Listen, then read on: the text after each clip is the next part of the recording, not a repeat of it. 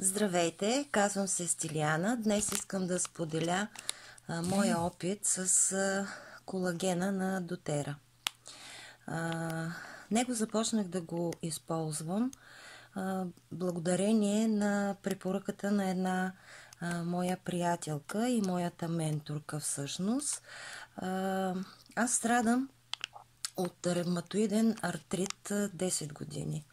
На пръстите и на китките. Пръстите започнаха да се изкривяват. Получих отоци на самити, малки ставички на пръстите. Ползвала съм какво ли не. Всякакви видове колаген, но просто болката продължаваше и в последната една година тя страшно много се засили.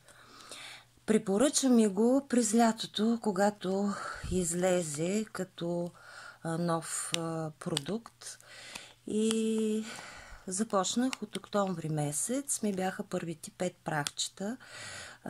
Несигурна, защото след като съм употребявала толкова много колагени, нищо не ми е помогнало, но все пак реших да пробвам и на доTERRA, защото аз маслата на доTERRA ги ползвам от 3 години, но казах си, че ще ползвам и този продукт. И ето, че резултата дойде след, може би, 5-то прахче, започна облегчение на болката. И така поръчах си една кутия, започнах, изпих я и незнайно как просто се случи чудото. Пръстите ми спаднаха. Ето, те са изкривени, но спаднали. Всичките ми проблеми бяха тук в малките ставички. Аз не можех нищо да правя, камо ли не нещо да работя. И така до ден днешен. Вече 4-та кутия. Моето семейство също го ползва за най-различни болешки, кожа, сън, и другото, което е, на мене ми се подобри съня страшно много.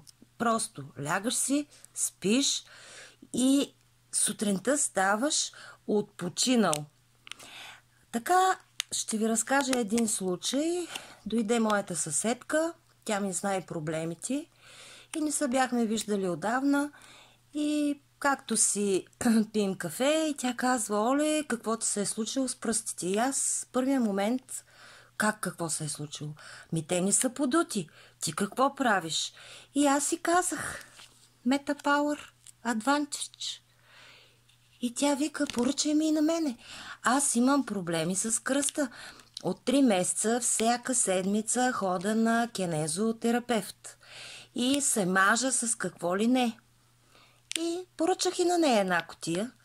И така до ден днешен тя и нейното семейство от 4 месеца ползват това нещо. Но аз към това нещо добавям и маслото. Всяка сутрин по 1-2 капчици или в смути, или в вода, или директно в устата, защото то е много приятно. Много приятно. Пробвайте. Няма да сбъркате. Аз не сбърках.